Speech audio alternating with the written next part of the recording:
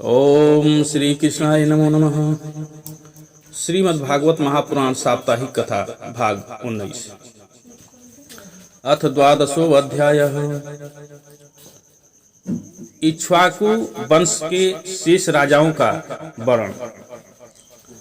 मनुपुत्र इक्ष्वाकु का वंश बड़ा ही पवित्र है। इसमें बड़े बड़े प्रतापी राजा हुए। उनका वंश अब तक भी चल रहा है। क्यों न हो जहाँ साक्षात राम जी प्रकट हुए हों। इति द्वादशो अध्यायः। अथ त्रयोदशो अध्याय। राजा निमि के वंश का वर्णन। इक्ष्वाकु के पुत्र थे निमि। एक बार वे वशिष्ठ ऋषि के पास यज्ञ करवाने के लिए आए। वशिष्ठ जी ने कहा, राजन, इस समय मैं इंद्र का यज्ञ कराने जा रहा हूँ। उसके बाद आकर आपका यज्ञ कराऊंगा। और वे इंद्र का यज्ञ कराने चले गए। निमि ने विचार किया कि क्षण भंगुर संसार है, कल रहे न रहे। उन्होंने अन्य आचार से यज्ञ करवा लिया। जब वशिष्ठ जी इंद्र का यज्ञ कराकर लौटे तो देखा कि निमि यज्ञ करा चुके। तो उन्होंने उसे शाप दिया कि तुम्हारा देहपात हो जाए। निमि ने भी वशिष्ठ जी को शाप दिया, तुम्हारा भी देहपात हो जाए। वशिष्ठ जी ने अपना शरीर छोड़ दिया और मित्र वरुण के द्वारा उर्वशी के गर्भ से जन्म लिया। निमि ने भी शरीर छोड़ दिया और ब्राह्मणों की आज्ञा से सब प्राणियों के नेत्रों में निवास किया। उनके वंश में अनेक राजा हुए, जो मिथिला में रहने के कारण मैथिल कहलाए। इति त्रयोदशो अध्यायः। अथ चतुर्दशो अध्याय। चंद्र वंश का वर्णन। भगवान विष्णु की नाभि से कमल से ब्रह्मा, उनसे अत्रि और अत्रि से चंद्रमा का जन्म हुआ। चंद्रमा बड़े बलवान थे। उन्होंने एक बार बृहस्पति जी की पत्नी तारा का हरण कर अपने पास रख लिया। बृहस्पति और चंद्रमा के बीच घोर युद्ध हुआ। चंद्रमा की ओर से शुक्राचार्य और राक्षस भी लड़ने लगे। उधर बृहस्पति जी की ओर से देवता भी युद्ध करने लगे। अंत में ब्रह्मा जी ने आकर युद्ध बंद करा दिया और तारा बृहस्पति जी को दिला दी। वह गर्भवती हुई। उससे बुद्ध का जन्म हुआ, जो तारा के कहने से चंद्रमा को दे दिया। बुद्ध से ईला के गर्भ से पुरुरुआ का जन्म हुआ। पुरुरुआ बड़े वीर थे। उनके द्वारा उर्वशी के गर्भ से 6 पुत्र हुए। इति चतुर्दशो अध्यायः। अथ पंचदशो अध्याय। ऋचिक, जमदाग्नि और परशुराम जी का चरित्र। श्री सुखदेव जी वर्णन करते हैं कि पुरुरुआ के 6 पुत्र थे। आई, सूत्रायु, सत्यायु, रथ, जय और विजय। इनमें विजय के वंश में एक राजा हुए कुश। इनके 4 पुत्र थे। उनमें से कुशाम्ब के गाधी हुए। गाधी की एक पुत्री थी सत्यवती, जो ऋचिक ऋषि को ब्याही थी। जब सत्यवती को कोई संतान न थी, तब उसने पति से प्रार्थना की कि उसके तथा उसकी माता के लिए पुत्र प्राप्ति का कोई उपाय करे। ऋषि ने 2 चरु तैयार किए, एक सत्यवती के लिए, दूसरा उसकी माँ के लिए, और स्नान करने चले गए। पीछे से सत्यवती की माँ ने देखा कि ऋषि ने अपने लिए अच्छा बनाया हुआ। सत्यवती से उसका चरु लेकर अपना उसे दे दिया। जब यह ऋषि को मालूम हुआ तो वे बोले, यह तो बहुत गलत हो गया। अब सत्यवती के क्षत्रिय पुत्र होगा और गांधी के ब्राह्मण। सत्यवती बहुत गिड़गिड़ाई। तब ऋषि बोले, पुत्र नहीं तो पौत्र अवश्य ही क्षत्रिय स्वभाव का होगा। गांधी के यहाँ विश्वामित्र ऋषि हुए। सत्यवती के पुत्र तो जमदग्नि ऋषि हुए। और पौत्र क्षत्रिय स्वभाव के परशुराम जी हुए। रेणु ऋषि की पुत्री रेणुका से जमदग्नि का विवाह हुआ। उस समय सहस्रबाहु अर्जुन एक दिन जमदग्नि ऋषि के यहाँ पहुंच गए। ऋषि के यहाँ कामधेनु थी। ऋषि ने राजा का खूब सत्कार किया। राजा ने देखा कि यह सब कामधेनु का प्रभाव है। वह कामधेनु को ही छीन कर ले गया। जब कहीं से परशुराम जी आए और उन्हें जब ज्ञात हुआ तो वे जाकर सहस्रबाहु का भुजाओं का छेदन कर सिर धड़ से अलग कर दिया और कामधेनु को ले आए। इति पंचदशो अध्याय। अथ कोणसो अध्याय। परशुराम जी का क्षत्रिय संहार। विश्वामित्र के वंश की कथा श्री सुखदेव जी वर्णन करते हैं कि एक दिन जमदग्नि ऋषि की पत्नी रेणुका ऋषि की संध्या के लिए जल लेने गई थी। वहां एक गंधर्व अप्सराओं के साथ जल क्रीड़ा कर रहा था। उसे देखने लगी, इसीलिए कार्य में देर हो गई। ऋषि उनके मानसिक व्यभिचार को जान गए। आने पर ऋषि ने अपने पुत्रों को आज्ञा दी कि अपनी माता का सिर काट दो। सब पुत्रों ने मना कर दिया। तब परशुराम जी को आज्ञा दी, माता और सब भाइयों के सिर काट दो। परशुराम जी ने माता और सब भाइयों के सिर काट दिए। प्रसन्न हो ऋषि बोले, वरदान मांगो। तब परशुराम जी ने कहा, मेरी माता और भाई जीवित हो जाएं। सब जीवित हो गए। एक दिन परशुराम जी कहीं गए थे। पीछे से सहस्रबाहु के पुत्रों ने जमदग्नि को मार दिया, जिससे क्रोधित हो परशुराम जी ने चारों ओर क्षत्रियों का संहार कर दिया। इति कोणसो अध्याय। अथ सप्तदशो अध्याय। क्षत्रिय वृद्ध रजि आदि राजाओं के वंश का वर्णन। अथ अष्टादशो अध्याय। ययाति चरित्र। श्री सुखदेव जी कहते हैं कि हे राजा, परीक्षित चंद्र वंश में नहुष पुत्र ययाति राजा हुए हैं। उसी समय दानवराज पृखपर्वा की पुत्री शर्मिष्ठा गुरु शुक्राचार्य की पुत्री देवयानी की सहेली थी। दोनों सहेलियां अन्य सखियों के साथ स्नान को गई। वहां उन्होंने अपने वस्त्र उतार स्नान किया। तभी उधर से शिव जी आ निकले। सबने दौड़कर अपने अपने वस्त्र पहन लिए। गलती से शर्मिष्ठा ने देवयानी के वस्त्र पहन लिए।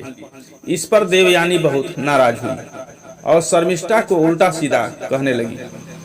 शर्मिष्ठा ने भी क्रोध में आ देवयानी को निर्वस्त्र कुएं में ढकेल दिया और घर आ गया। उधर से राजा ययाति निकल रहा था। कुएं में निर्वस्त्र कन्या को देखा। उसने अपना दुपट्टा कुएं में डाल दिया, जिसे देवयानी ने पहन लिया। राजा ने देवयानी का हाथ पकड़े हुए कुएं से निकाल लिया और चलने लगा तो देवयानी राजा से बोली, राजा, स्त्री का हाथ जो पुरुष एक बार पकड़ लेता है उसे छोड़ता नहीं। राजा ने कहा, आप ब्राह्मण हैं, मैं एक क्षत्रिय, यह उल्टा विवाह संभव नहीं। देवयानी बोली, मुझे साफ है, मेरा विवाह ब्राह्मण कुल में नहीं होगा। राजा बोले, क्या आपके पिता इसे स्वीकार करेंगे? देवयानी ने कहा, अवश्य करेंगे। यह बात जब शुक्राचार्य को मालूम हुई, वे राजा पृखपर्वा पर बहुत नाराज हुए और शर्मिष्ठा को दासी बनाकर देवयानी का विवाह ययाति से कर दिया। देवयानी के दो पुत्र हुए, यदु और तुर्वसु, किंतु शर्मिष्ठा के भी 3 पुत्र हो गए, द्रय, अनु और पुरु। यह बात जब शुक्राचार्य जी को मालूम हुई कि ययाति शर्मिष्ठा को भी पत्नी मानता है और उसके भी बच्चे हैं, बहुत नाराज हुए और ययाति को शाप दिया, तू वृद्ध हो जा। ययाति ने जब क्षमा याचना की तो वे बोले, कोई पुत्र तुम्हें अपनी जवानी दे दे तो ले लो। इस पर ययाति ने सबसे बड़े पुत्र यदु को अपनी जवानी देने को कहा तो वे इनकार हो गए। तब छोटे पुत्र पुरु ने स्वीकार कर लिया। ययाति जुआ हो गए, विषय भोगों में लिप्त हो गए।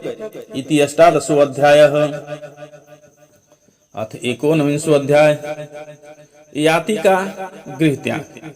श्री सुखदेव जी बोले, राजन, विषय भोगों में लिप्त राजा ययाति को एक दिन ज्ञान हुआ कि मैं कितना इंद्रिय लोलुप हूँ, दूसरे की दी हुई जवानी से संसार के भोगों को भोग रहा हूँ।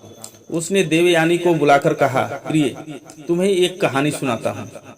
एक जंगल में एक बड़ा हृष्ट पुष्ट बकरा था। घूमते घूमते वह एक कुएं के पास आ गया। वहां उसने कुएं में पड़ी एक बकरी को देखा। वह बड़ा कामी था। उसने उस बकरी को अपनी पत्नी बनाना चाहा। वह कुएं के बराबर एक गड्ढा खोदने लगा और बकरी को कुएं से निकाल लिया और उसे अपनी पत्नी बना लिया और उसके साथ विषयों को भोगता रहा। जंगल में उसे और भी बकरियां मिली। वह उनके साथ भी भोग भोगने लगा, किंतु उसकी तृप्ति नहीं हुई। प्रिय, मेरी भी वही स्थिति है। मैं संसार के भोगों में डूबा हुआ हूँ। अब मुझे इनसे बैराग हो गया है। यह कहकर याति वन में भजन करने चला गया। इति एकोनविंशो अध्याय अथ विंशो अध्याय। पुरु के वंश राजा दुष्यंत और भरत के चरित्र का वर्णन। श्री सुखदेव जी कहते हैं कि याति पुत्र पुरु के वंश में हुए थे। दुष्यंत एक बार वे वन भ्रमण के लिए गए। एक ऋषि के आश्रम पर पहुंचे। वहां एक सुंदर स्त्री बैठी थी, जिसे देख दुष्यंत मोहित हो गए और उससे बोले, देवी, आप कौन हैं? इस वन में अकेली क्या कर रही हैं? वह बोली, मेरा नाम शकुंतला है। विश्वामित्र की पुत्री मेनका के गर्भ से जन्मी कण्व ऋषि के द्वारा पालित हूँ। मैं यहीं आश्रम में रहती हूँ। आप मेरे अतिथि हैं। भोजन करें, विश्राम करें। राजा ने भोजन कर वहीं रात्रि निवास किया। रात्रि में शकुंतला दुष्यंत ने गंधर्व विवाह कर सहवास किया, जिसे शकुंतला गर्भवती हो गई। समय पाकर उसके एक पुत्र हुआ। कण्व ने उसका नाम भरत रखा। भरत के कई पुत्र थे, किंतु योग्य न होने के कारण उन्होंने बृहस्पति और उतथ्य के पुत्र भारद्वाज को गोद ले लिया तथा भारद्वाज के पुत्र मनु को राजा बना भरत वन में भजन करने को चले गए। इति विंशो अध्याय अथ एकविंशो अध्याय। भरत वंश का वर्णन। राजा रंती की कथा। श्री सुखदेव जी बोले, मनु के 5 पुत्र हुए। बृहत्छत्र, जय, महावीर, नर, गर्ग। नर के वंश में अंतिदेव हुए। वे जो मिल जाए उसमें संतोष करने वाले थे। एक बार वे 48 दिन तक भोजन नहीं मिला। 49वें दिन जब थोड़ा मिला और सब लोग बांटकर उसे खाने लगे, एक भिक्षुक आ गया। उन्हें भोजन उसे दे दिया और जब जल पीने लगे तब एक प्यासा आ गया और जल भी उसको दे दिया और भूखे प्यास रह गए। यह सब भगवान की माया थी। भगवान उनके सामने प्रकट हो गए। मनुपुत्र बृहस्पति का पुत्र हुआ हस्ती, जिसने हस्तिनापुर बसाया। इति एकोविंशो अध्याय अथ द्वाविंशो अध्याय। पांचाल, कौरव और मगध देशी राजाओं का वंश वर्णन। मनु वंश में दियोदास के वंश से पांचाल वंश में द्रुपद की पुत्री द्रौपदी हुई। सुधन्वा के वंश में जरासंध आदि मगध देशी राजा हुए। हस्ती के वंश में शांतनु आदि कौरव वंशी राजा हुए। इति द्वाविंशो अध्याय अथ त्रयोविंशो अध्याय। अनुद्रयु, तुर्वसु और यदु के वंश का वर्णन। याति पुत्र यदु का वंश बड़ा ही पवित्र है, जहाँ साक्षात परमात्मा श्री कृष्ण अवतरित हुए। इति त्रयोविंशो अध्याय अथ चतुर्विंशो अध्याय। यदु वंश में यात्वत पुत्र अंधक के वंश में देवक और उग्रसेन हुए। देवक के देवकी नामक पुत्री और उग्रसेन के कंस का जन्म हुआ। इसी वंश में विदुरथ के पुत्र सूरसेन के पुत्र हुए। वसुदेव और एक कन्या पृथा कुंती भोज के गोद चले जाने से उसका नाम कुंती हो गया। इति चतुर्विंशो अध्याय अथ दशम स्कंद प्रारंभ अथ प्रथमो अध्याय। भगवान के द्वारा पृथ्वी को आश्वासन। वसुदेव देवकी का विवाह और कंस के द्वारा देवकी के 6 पुत्रों की हत्या। श्री सुखदेव जी बोले, परीक्षित, उस समय लाखों दैत्यों के दल ने घमंडी राजाओं का रूप धारण कर अपने भारी भार से पृथ्वी को आक्रांत कर रखा था। उससे त्राण पाने के लिए वह ब्रह्मा जी की शरण में गई। उस समय उसने गो रूप धारण कर रखा था। उसने ब्रह्मा जी को अपना कष्ट सुनाया। ब्रह्मा जी उसे ले शिव आदि देवताओं के साथ क्षीर समुद्र पर पहुंचे और पुरुष सूक्त से भगवान की स्तुति की तो आकाशवाणी हुई, वसुदेव जी कि घर भगवान अवतार लेंगे। सब देवता ब्रज में अवतरित होकर उन्हें सहयोग करेंगे। स्वयं शेष जी बड़े भाई के रूप में तथा उनकी आद्य शक्ति भी अवतरित होंगे। एक बार उग्रसेन पुत्र कंस ने अपनी चचेरी बहन देवकी का विवाह वसुदेव जी के साथ किया। जब वह उसे रथ में बैठाकर पहुंचाने जा रहे थे, तभी आकाशवाणी हुई, अरे कंस, जिसे तू पहुंचाने जा रहा है उसका 8वां पुत्र तेरा काल होगा। आकाशवाणी सुनते ही कंस ने तलवार खींच ली, केस पकड़ देवकी को नीचे खींच लिया और मारने को उद्यत हो गया। वसुदेव जी ने कंस को समझाया और कहा, देवकी के जितनी भी संतानें होगी जन्मते ही तुम्हें दे दूंगा। कंस ने देवकी को छोड़ दिया और वसुदेव देवकी को जेल में डाल दिया। जेल में ही उन्हें 6 पुत्र हुए जिन्हें कंस ने मार दिया। इति प्रथमो अध्याय। अथ द्वितीयो अध्याय। भगवान का गर्भ प्रवेश और देवताओं द्वारा गर्भ स्तुति।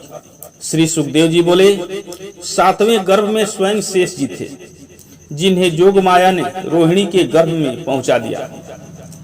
8वें गर्भ में स्वयं भगवान आए। देवता लोग उनकी स्तुति करने लगे।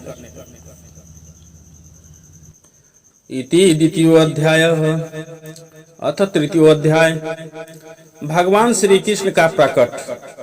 श्री सुखदेव जी बोले, ब्रह्मा जी द्वारा स्तुति करने के बाद भगवान प्रकट हो गए।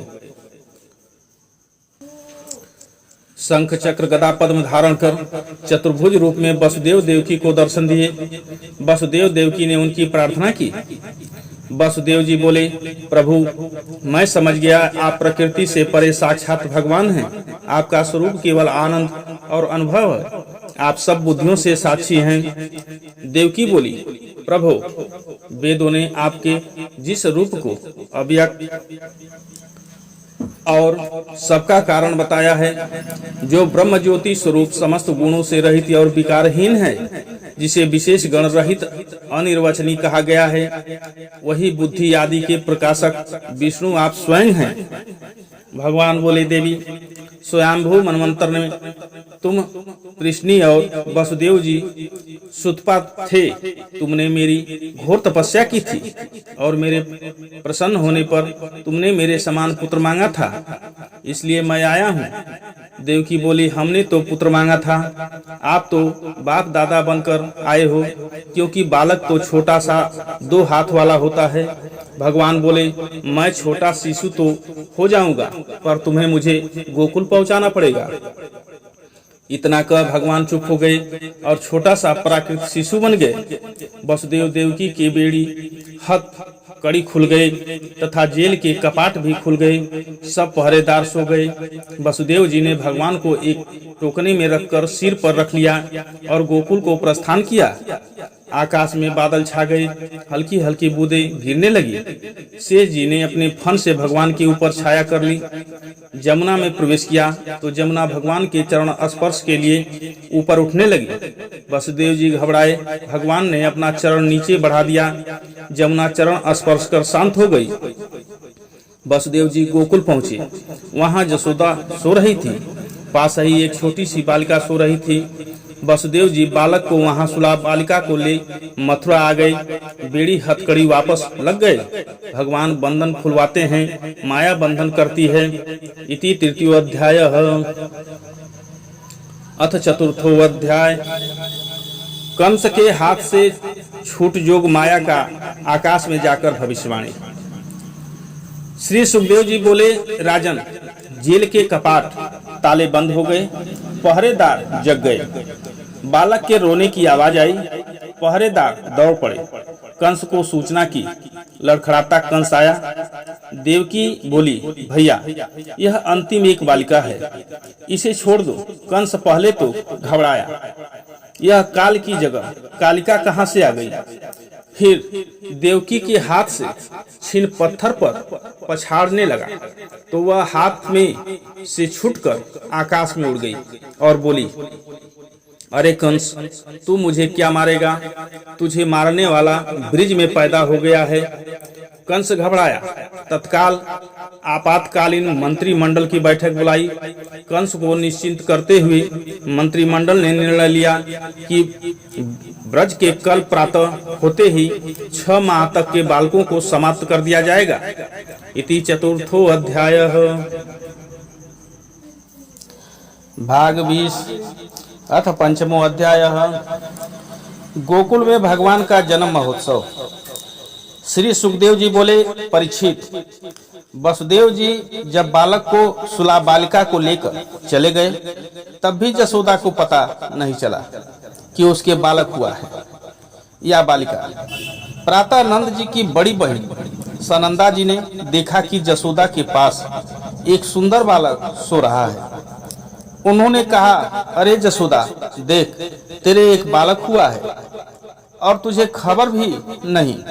क्षण भर में यह बात हवा की तरह सारे ब्रज में फैल गई। नंद बाबा ने ब्राह्मणों को बुलाकर स्वस्ति वाचन करवाया और उन्हें खूब दान दिया। ब्रिजवासी दौड़ पड़े। नाचते गाते नंद के द्वार बधाई लेकर पहुंचने लगे। नंद के यहाँ बड़ा उत्सव हुआ। इति पंचमो अध्यायः। अथ षष्ठो अध्याय। श्री सुखदेव जी वर्णन करते हैं कि पहले दिन उत्सव मनाकर दूसरे दिन प्रातः नंद तो कंस का कर देने तथा उसे पुत्र जन्म की खुशखबर देने मथुरा चले गए और पीछे से कंस की भेजी पूतना गोकुल पहुंची। उसने एक सुंदर गोपी रूप धारण कर नंद भवन में प्रवेश किया और सीधे वहां पहुंची जहां लाला सो रहा था। उसने झट लाला को गोद में उठाया और अपना जहर भरा स्तन उसके मुंह में दे दिया। भगवान ने स्तन को जोर से पकड़ लिया। दूध के साथ उसके प्राण भी पी गए। वह अपने असली रूप में आ गई और बाहर गलियारे में धड़ाम से जाकर गिर गई और समाप्त हो गई। इसी बीच नंद बाबा कंस को लेकर वसुदेव जी के पास पहुंचे। वह समाचार जाने। वसुदेव जी बोले, शीघ्र जाओ, ब्रज में उत्पात हो रहे हैं। नंद बाबा शीघ्र गोकुल पहुंचे और देखा कि मीलों लंबा चौड़ा पूतना का शरीर गलियारे में पड़ा है और लाला उसके वक्ष स्थल पर खेल रहा है। यशोदा ने दौड़कर लाला को गोद में उठा लिया और गोपुच्छ से झाड़ा लगाया। पूतना के शरीर के टुकड़े टुकड़े कर उसे दूर ले जाकर जला दिया। उसमें से सुगंध निकली। भगवान ने उसका स्तनपान जो कर लिया था। इति षष्ठो अध्यायः। अथ सप्तमो अध्याय। सकट भंजन और तृणावर्त उद्धार। श्री सुखदेव जी बोले, एक समय भगवान का नक्षत्रों उत्सव मनाया जा रहा था। भगवान का पलना एक छकड़े के नीचे बांध रखा था। नंद जसोदा अतिथि सेवा में व्यस्त थे। छकड़े में एक सकटा सूर नाम का दैत्य छकड़े का रूप बनाकर बैठ गया। वह भगवान को मारना चाहता था। भगवान ने एक लात मारकर छकड़ा उलट दिया और सकटासुर समाप्त हो गया। भगवान का पलना एक तरफ पड़ा है। जसोदा ने लाला को उठा लिया। सब सोचने लगे, यह छकड़ा कैसे उलट गया और यह कौन है? जसोदा ने लाला को सुला दिया। तभी तृणावर्त राक्षस बवंडर का रूप धारण कर लाला को उड़ाकर ले गया। भगवान ने आकाश में ही उसे दबाकर समाप्त कर दिया। उसका शरीर कई ओजन लंबा चौड़ा धरती पर गिरा। उसकी छाती पर लाला खेल रहा है। सबने आश्चर्य किया, अरे देखो, यह राक्षस हमारे लाला को उठाकर ले गया था। नारायण ने ही इसकी रक्षा की है। यशोदा ने दौड़कर लाला को उठा लिया। इति सप्तमो अध्यायः। अथ अष्टमो अध्याय। नामकरण, संस्कार और बाल लीला। श्री सुखदेव जी वर्णन करते हैं, एक समय वसुदेव जी के कुल पुरोहित गर्गाचार्य जी गोकुल में आए। नंद जी ने उनका स्वागत किया और कहा, प्रभु भले पधारे। अब आप कृपा कर दोनों लालाओं का नामकरण कर दें। गर्गाचार्य बोले, बहुत अच्छा, और गौशाला में जाकर नामकरण करने लगे। गर्ग जी बोले, यह जो रोहिणी का पुत्र है इसका नाम राम है। बल में अधिक होने से इसे बलराम कहेंगे। दूसरा जो सांवला सांवला है इसका नाम कृष्ण होगा। कभी इसने वसुदेव जी की यहाँ जन्म लिया था, अतः इसे वासुदेव भी कहेंगे। नामकरण संस्कार कराकर गर्गाचार्य जी को विदा किया। गर्गाचार्य जी को विदा करते ही भगवान के दर्शन करने के लिए शिव जी ने यशोदा के द्वार पर अलख जगाया। यशोदा जी भिक्षा लेकर निकली। मोती भरा थाल शिव जी बोले। शिव जी ने यशोदा से बहुत प्रार्थना की, किंतु उन्हें लाला के दर्शन नहीं कराए। निराश हो शिव जी एक पेड़ के नीचे जाकर बैठ गए और परमात्मा का ध्यान करने लगे। प्रभु क्या निराश, लौटाओगे, दर्शन नहीं दोगे? इतने में भगवान जोर जोर से रोने लगे। यशोदा कभी दूध पिलाती, कभी खिलौना देती, पर भगवान रोने से बंद नहीं हुए। तो यशोदा कहने लगी, लाला पे कोई जादू टोना कर दियो है। एक सखी बोली, मैया अभी अभी जो बाबा आए थे, मुझे तो यह उन्हीं का चमत्कार लगता है। यशोदा बोली, सखी जल्दी जाओ, उस बाबा को लेकर आओ। एक सखी दौड़ कर गई, पास ही बैठे बाबा को लेकर आ गई। भगवान ने शिव जी को दर्शन दिया और रोना बंद कर दिया। शिव जी के मन में इच्छा हुई कि दर्शन तो हो गई, अब चरण स्पर्श और हो जाता तो अच्छा होता। जो ही शिव जी मुड़े, भगवान फिर रोने लगे। यशोदा बोली, बाबा लाला फिर रोने लगा। मैया ऐसा कर, इस लाला के चरण को मेरे सिर पर घुमा दे, फिर लाला कभी नहीं रोएगा। यशोदा ने भगवान के चरण को शिव जी के मस्तक पर रख दिया। शिव जी धन्य हो गए। जब राम कृष्ण कुछ बड़े हो गए और घुटरन चलने लगे, शोभित कर नवनीत लिए, घुटरन चलत रेणुतन मंडित मुख दधिलेप किए। एक दिन भगवान रोने लगे। यशोदा उन्हें गोद में लेकर मनाने लगी। किसी भी तरह नहीं माने तो माता ने उन्हें चंद्रमा दिखाकर बोली, देख आकाश में कितना सुंदर खिलौना है, तो उसके साथ खेल। तो भगवान ने तो जिद कर ली, मुझे चंद्र खिलौना ला कर दो। इति अष्टमो अध्याय अथ नवमो अध्याय। श्री कृष्ण का उखल से बाधा जाना। श्री सुखदेव जी वर्णन करते हैं कि एक दिन यशोदा जी भगवान को गोद में लेकर स्तनपान करा रही थी कि भगवान बोले, मैया आपको दूध प्यारो है या मैं? मैया बोली, लाला तेरे ऊपर तो लाखों लाखों गायों का दूध न्यौछावर है। इतने में चूल्हे पर दूध उफनता नजर आया, तो यशोदा ने झट से लाला को नीचे उतार दूध संवारने चली गई। भगवान ने सोचा, अभी अभी तो मैया लाखों गायों का दूध मेरे पर न्यौछावर कर रही थी और अभी मुझे नीचे डालकर दूध संवारने चली गई। आज मैया को सबक सिखाना है।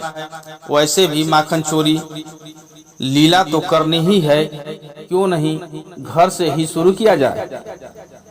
भगवान ने एक पत्थर उठाया और बड़ी मथानी जो दही से भरी थी को तोड़ दिया। पूरे आंगन में दही का कीच मच गया। माखन की कमजोरी लेकर बाहर आ गए। स्वयं माखन खाने लगे और ग्वालों को बांटने लगे। इतने में मैया ने आकर देखा कि पूरे आंगन में दही फैल रहा है और माखन की कमोरी भी नहीं है। बाहर आकर देखा कन्हैया सबको माखन खिला रहा है। मैया को देखते ही भगवान मारे डर के कमोरी छोड़कर भाग गए। पीछे पीछे यशोदा पकड़ने को भाग रही थी। थोड़ी दूर जाकर भगवान को पकड़ लिया। अब तुझे उखल से बांधूंगी, और बांधने लगी, किंतु रस्सी 2 अंगुल छोटी पड़ गई। कई घरों से रस्सी मंगाई लेकिन पूरी नहीं हुई। अंत में माता को परेशान देख भगवान बंध गए। मैया ने भगवान को उखल से बांध दिया और अपने घर धंधे में लग गई। बलराम जी आए और बोले, करोड़ों वज्रों को तोड़ने वाले इस छोटी सी रस्सी को नहीं तोड़ सकते, इसे तोड़कर मुक्त हो जाओ। भगवान बोले, दादा यह प्रेम की डोरी है, इसे मैं नहीं तोड़ सकता। इति नवमो अध्यायः।